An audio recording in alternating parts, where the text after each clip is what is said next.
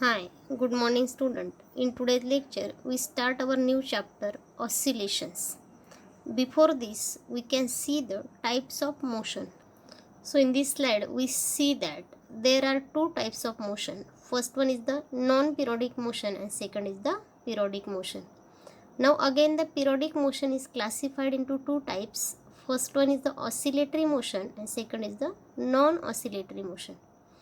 Now our chapter name is oscillation, so we study the oscillatory motion.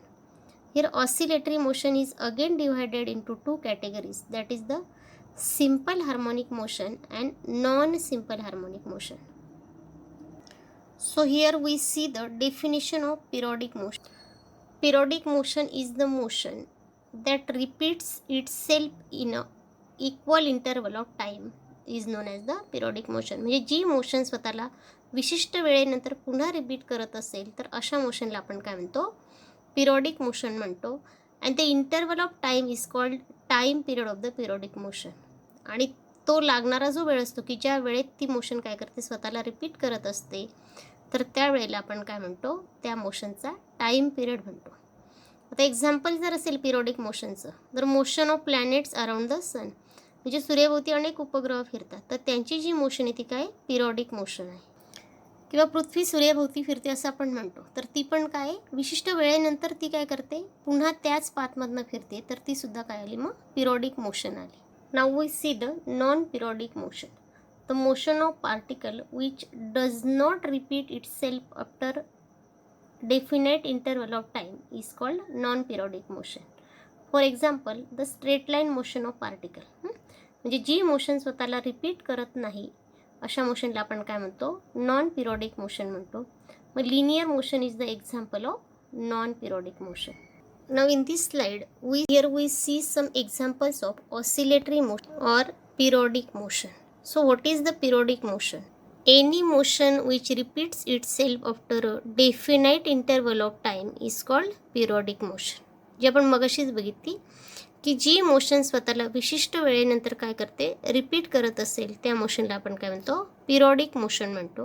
And to and fro periodic motion is called oscillatory periodic motion. म्हणजे थोडक्यात काय की जी motion किंवा ज्या मोशनमध्ये particle काय करतोय, त्याच्या मीन पोझिशनच्या मागे आणि पुढे, टू अँड फ्रो म्हणजे काय, मागे आणि पुढे सेम डिस्टन्स ट्रॅव्हल करत असेल. तर या ठिकाणी तुम्हाला डायग्राम दिसत आहेत बघा. तर या ठिकाणी ही तीनही मोशनमध्ये, म्हणजे स्प्रिंगला लावलेला तो खाली एक वेट असेल, किंवा घड्याळाचा दोलक असेल, किंवा मग आपली झोक्याची मोशन असेल, तर ह्या तिन्ही मोशनमध्ये काय असतात, ते सेम डिस्टन्स मीन पोझिशनपासून सेम डिस्टन्स मागे आणि पुढे जात आहेत. म्हणजे मागे जात आहेत, मीन पोझिशनला येत आहेत, परत पुढे जात आहे. तर अशा प्रकारची जी मोशन असते तिला पिरियडिक ऑसिलेटरी मोशन किंवा मग सिम्पल हार्मोनिक मोशन म्हणतात. लक्षात आलं. Now the best example of simple harmonic motion is the spring attach to the suitable weight or suitable box. Here we see that if the spring is stretched by distance x or stretched by force F, then it is or its displacement is x. Here blue line is its mean position. म्हणजे मीन पोझिशनपासून force applied केल्यानंतर जर का ती डावीकडे x एवढं displacement जात असेल, तर तेवढंच डिस्प्लेसमेंट काय होतं तिचं, उजवीकडे होतं आहे. म्हणजे इथे काय होतं आहे, एकदा स्प्रिंग स्ट्रेच होते, नंतर स्प्रिंग काय होते, कॉम्प्रेस होते. आणि त्यावेळेला अप्लाइड केलेला जो फोर्स असतो तो आपण काय करतो, एफ एसने दाखवतो. इथे बघा स्प्रिंग कॉम्प्रेस झाली, पुन्हा जर का आपण त्याला ओढलं तर स्प्रिंग काय झाली, स्ट्रेच झाली. आणि जेव्हा ब्ल्यू लाईनजवळ तो बॉक्स असतो त्यावेळेस स्प्रिंग काय असते, किंवा तो बॉक्स जो असतो तो काय असतो, मीन पोझिशनला असतो, म्हणजे रेस्ट पोझिशनला असतो. लक्षात येते. तर ही ब्ल्यू लाईन म्हणजे काय, त्याची रेस्ट पोझिशन आहे. Here we know that to and fro periodic motion is called oscillatory periodic motion, which is also known as the simple harmonic motion. Okay, now we see the types of simple harmonic motion. If the simple harmonic motion is along the straight line, म्हणजे सरळ रेषेत असेल, then it is known as the linear simple harmonic motion. And if the simple harmonic motion is along the arc, that is in such motion, so such type of simple harmonic motion is called angular SHM. Okay. Now we understand the concept of linear SHM. Here we see that the spring is attached to the block of mass m. Now first, one end of spring is attached to the rigid support and other end is attached to the block. म्हणजे स्प्रिंगचं एक rigid सपोर्टला लावलं आहे आणि दुसरं टोक काय केलं आहे, त्या ब्लॉकला आपण अटॅच केलं आहे. येतं लक्षात?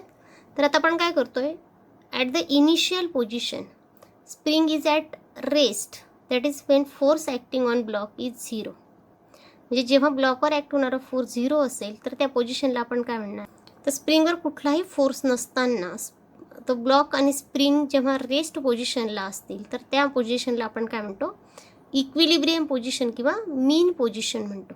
आता समजा आपण एक विशिष्ट फोर्स अप्लाइड करून हा ब्लॉक आपण काय केला आहे, ओढला. If block is stretched by applying a certain force and then release, then we can see that the block is move to and fro at the spring. तर आपण बघतोय की हा ब्लॉक लेफ्ट आणि राईट साईडला काय करतोय, मीन पोझिशनच्या सेम डिस्टन्स ट्रॅव्हल करतोय. मग या ब्लॉकच्या मोशनला आपण काय म्हणतो, लिनियर सिम्पल हार्मोनिक मोशन. लक्षात आलं तुमच्या? तर मीन पोझिशनच्या सेम डिस्टन्स तो जर का पार करत असेल तर त्या ब्लॉकच्या मोशनला आपण लिनियर सिम्पल हार्मोनिक मोशन म्हणतो. Here we see that when block move toward the right then spring is stretched. म्हणजे स्प्रिंग काय होते, आणि नीट बघा की ज्यावेळेस ब्लॉक हा राईट साईडकडे ओढला गेला आहे बघा, त्यावेळेस स्प्रिंग काय झाली, स्ट्रेच झाली. म्हणजे स्प्रिंग ओढली गेली आणि फोर्स जो आहे तो डाव्या बाजूने अप्लाय केलेला आहे. That is when block is move toward the right then spring is stretched and the force is along the left side, or force acting on block is along the left side. Okay, now here we see that when block is moved towards the left spring is compressed. दिसतंय तुम्हाला आकृतीत? आता हा block काय झाला, इकडे left साईडला आलाय, त्यामुळे स्प्रिंग काय झाली, कॉम्प्रेस झाली. पण फोर्सची डायरेक्शन कशी, राईट साईडने. That is when block is moved towards the left then spring is compressed and force acting on block is towards the right. लक्षात आलं? And from this discussion we say that the direction of force and displacement are opposite to each other. म्हणजे force आणि displacement काय आहेत, एकमेकांना opposite डायरेक्शनने आहेत. Next पोझिशनमध्ये बघा की फोर्स या डायरेक्शन, डिस्प्लेसमेंट ह्या डायरेक्शनने आहे. आणि म्हणून फोर्स आणि डिस्प्लेसमेंट जर का अपोजिट डायरेक्शनने असतील so we can write F equal to minus K X. Here K is the spring constant or force constant and negative sign indicates that the force and displacement are opposite to each other. Okay, and such type of force is called the restoring force. लक्षात आलं? तर अशा प्रकारचा जो force असतो त्याला आपण काय म्हणतो, रिस्टोरिंग फोर्स म्हणतो, which is restore the energy.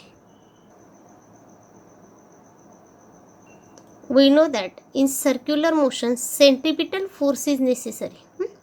म्हणजे सर्क्युलर मोशनमध्ये सेंट्रिपिटल फोर्स गरजेचा असतो, तसंच सिम्पल हार्मोनिक मोशनमध्ये रिस्टोरिंग फोर्स नेसेसरी असतो. Okay, now we know that according to Newton second law force equal to mass into acceleration. But from our earlier equation F equal to minus K X, therefore A equal to F upon M or minus K X upon M. So we can write A equal to minus K upon M into x. But the term inside the bracket, that is k upon m, is constant. K means force constant and m is the mass of that block. मग मास पण कसं आहे, बदलणारं नाही आहे, म्हणून ते आपण कॉन्स्टंट घेतलं. जे ब्रॅकेटमधली जी टर्म आहे के अपॉन एम, जर का आपण कॉन्स्टंट घेतली किंवा कॉन्स्टंट ऑफ प्रोपोर्शनॅलिटी वापरली तर आपण काय लिहू शकतो की A is directly proportional to minus X. म्हणजे थोडक्यात काय की acceleration is proportional to displacement of that particle or f is directly proportional to the x. कारण आपण मगाशीच बघितलं की f equal to mass into acceleration आहे. या ठिकाणी मास कॉन्स्टंट असेल तर फोर्स पण काय असणार आहे, directly proportional to displacement. Okay, and this is the necessary condition for simple harmonic motion. Now lastly we see the definition of linear simple harmonic motion. Here we see that the linear SHM is defined as the linear periodic motion of body in which force or acceleration is always directed towards the mean position and magnitude is proportional to magnitude of force or acceleration is proportional to the displacement from the mean position, and this is known as linear simple harmonic motion.